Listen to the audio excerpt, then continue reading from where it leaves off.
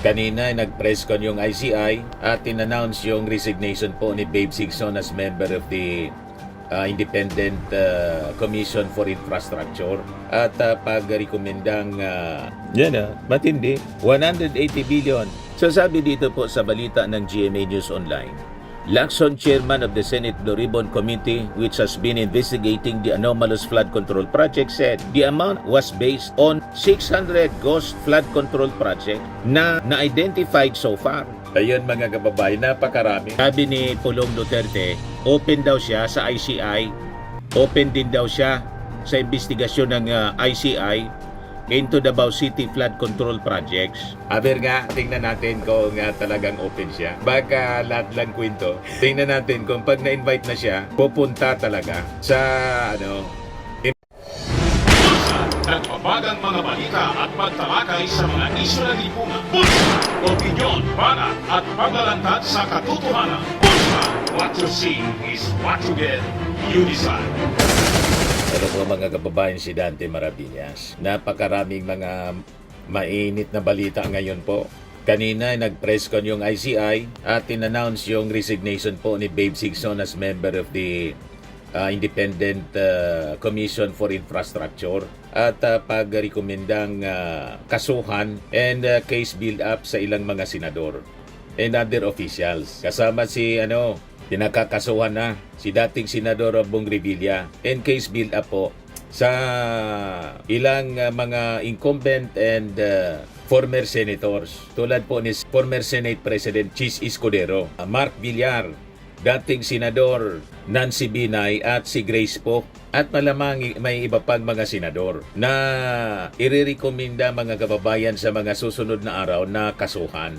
Dahil po sa pagkasabit nila mga kababayan sa flood control scandal. O ngayon naman po, ang sabi ni Senator Ping Lacson, umaabot sa 180 billion daw may be lost to ghost flood control projects mula pa noong 2016. Sabi ko sa inyo. Kaya lang, masyadong defensive po yung Duterte administration. Yung mga kalyado ni Digong. Kasi nabuksan po ni Ping Lacson yung tinatawag na the can of worms. Yan matindi. 180 billion. So sabi dito po sa balita ng GMA News Online, Lacson, chairman of the Senate Blue Ribbon Committee, which has been investigating the anomalous flood control project, said the amount was based on 600 ghost flood control project na na-identified so far. Ayun mga kababayan, napakarami. Inimbestiga mga kababayan ng Armed Forces at PNP, 256 yata yon. Maraming agencies ng ating gobyerno ang tinap para sa pag-iimbestiga mga kababayan. So dito natin naintindihan kung bakit kapag umuulan mga kababayan, lumulubog sa baha yung mga lungsod.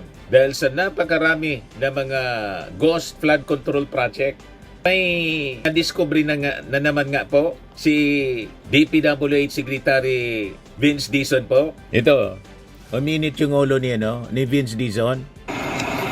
Siargao Island po, inspection. Kasi pag ako uminit ang ulo dito, ito yung nangyari kay Kapakanan, ito yung mangyayari sa inyo. Hindi ako yung taong dapat tinuloko nito. Kasi pag ako uminit ang ulo dito, ito yung nangyari kay Kapakanan, ito yung mangyayari sa inyo. Pag tinuloko nyo. What is really the reason? What is the reason? Why walang Huwag ninyo kung luloko. gusto malaman mo sila? Bakit wala nagtatrabaho nito? Well, walang nagtatrabaho po doon sa project. Walang gumagawa. You see, sa Siargao po, Surigao del Norte, walang tigil po sa pag-iikot si Vince Dizon para i-check itong mga ghost flood control projects and substandard. Kaya na-discovery po ni Lacson. The amount of 180 billion was based on 600 ghost flood control projects identified so far. Ang universe ng flood control projects mula 2016 hanggang to date, nasa mga 30,000. So kung extrapolate natin easily, 6% kasi, kung 10,000, nasa 600 ka nang mahigit, sabi po ni Ping Lacson. Ganon katindi ang nakawan mga kababayan. Kaya sabi ko sa inyo, tama yung sinabi ni Sara Diskaya. Pumaldo sila sa DPWH 2016, panahon talaga ni Digong. Kaya pilit na pinagtatakpan ni Bato de la Rosa na ngayon po nagtatago na ghost senator na rin siya, mga kababayan. Kung may ghost flood control projects, mayroon tayo ngayon na ghost senator. You see, sumusweldo, kumukubra ng sweldo from the taxes of the Filipino people, hindi man po mag-attend ng sesyon. Lagi nang absent, di na nagpapakita. Kaya sabi po ni Tito Sen, kung may interesadoan niya na mag-file sa publiko ng ethics complaint,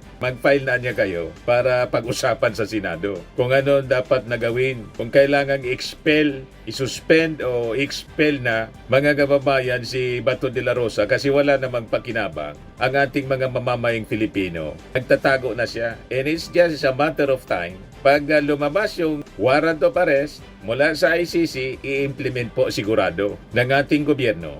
Tulad ng ginawa po kay Digong, reunion sila ni Digong sa Dahig. Permanente na.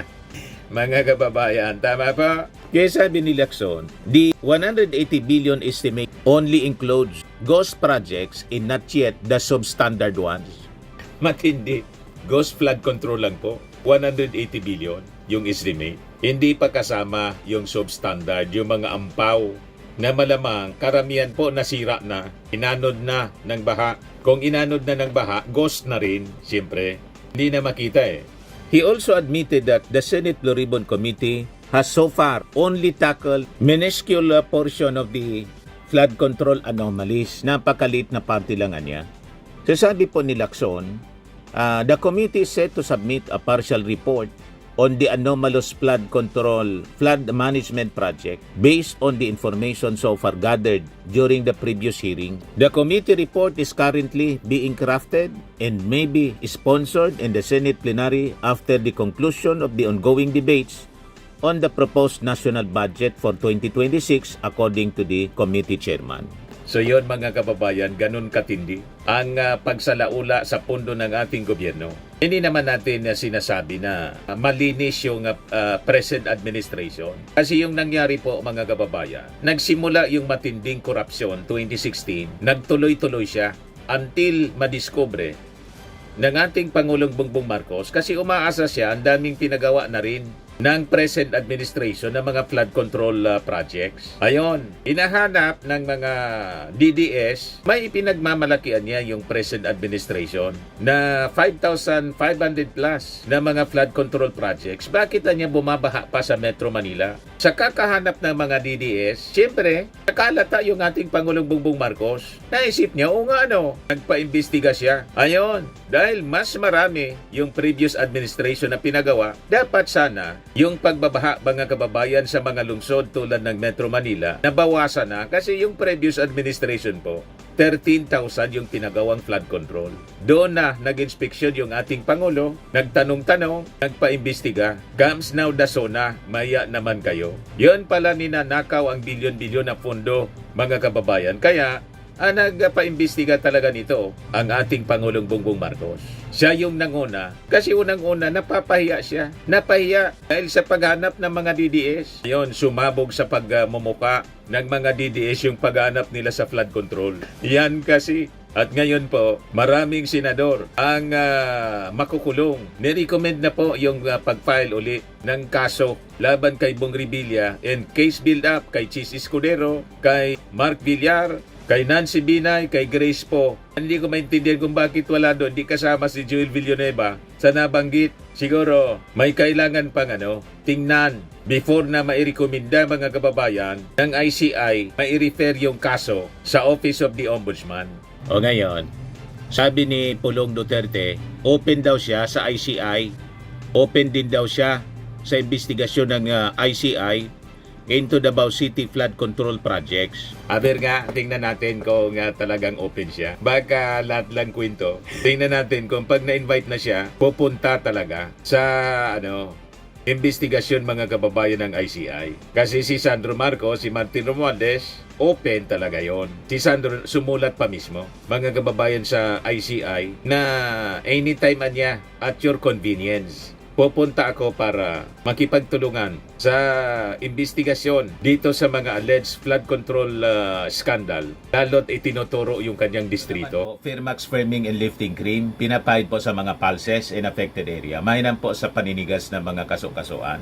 Ito naman po, Automax Radiant Serum. Sa mukha naman yung application, anti-aging po siya. You will look 10 years younger than your age. Sa mga cancer patients naman po, baka lang gusto ninyo itong itry. Ning siya red mixed fruit drink. Hindi mo po siya gamot, food supplement siya. Kaya lang, gawa siya mga kababayan sa goji berry. Yung goji berry may anti-cancer properties. O ngayon, yung mga inquiries ninyo, dumiritso na lang kayo sa aming messenger sa Facebook para masagot namin agad. Ayos pa? Ayos na ayos niya, Mr. Maravilla. Sa mga nagana po ng malinis and spacious fitness gym, pumunta lang po kayo sa aming Colossal Fitness Gym. May Grab car rental din po kami. But anyway, ito po pala yung aming bagong product na binibenta online. I am worldwide amazing pure organic barley powdered drink mix from Australia. Negosyo to ng aking anak na architect entrepreneur Riz Maravillas. Ayan po. Kontakin na lang po ninyo siya, Riz Maravillas on Facebook. Ang mga health benefits niya, boost immunity, improves digestion, enhance energy levels, packed with antioxidants, prevent cancer. Ito naman po yung bago naming product na binibenta online. Eye Glow Serum, whitening po siya. Tingnan ninyo yung epekto sa aking anak na architect before and now. Yung mga inquiries po ninyo, dumiretso na lang kayo sa kanyang Facebook account, Riz Maravillas.